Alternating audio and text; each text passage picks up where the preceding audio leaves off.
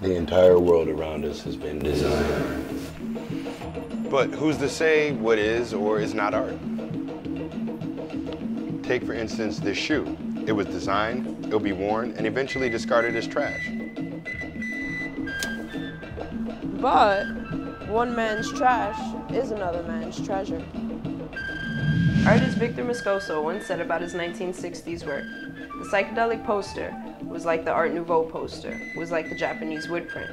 The throwaway was not thrown away. The ephemeral did not ephemerate. Likewise, art historian Aaron Panofsky once noted that the same information embedded in the Gothic cathedral was also present in the Gothic shoe. If that's the case, then what do shoes from our current time tell us about the world that we live in? One artist from New York City, Raul de Nieves, has thought a lot about that question. I started wearing like women's high heels because I thought it kind of gave me more sense of my body. I used to wear these like short pumps, and what happened was they kept ripping because my feet were essentially maybe a little too large for them.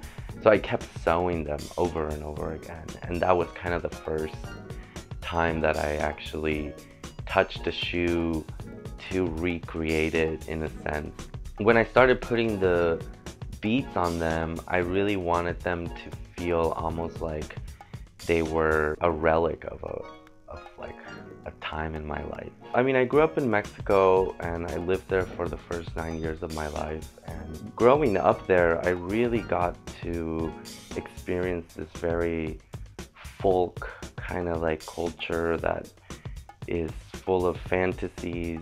And I would go to the streets and see a bunch of natives just making crafts. I mean, I've been working with this item of the shoe for about 7 years, and when I create one of these pairs, like each shoe can never look the same. I've never been able to make two of the same thing, you know, because I really treat each pair as like its own character.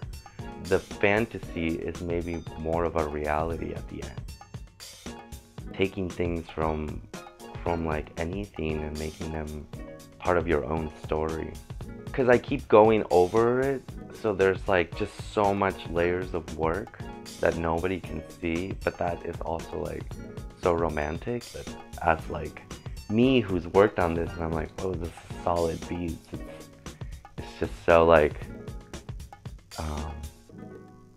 it's like yeah, it's very sexy.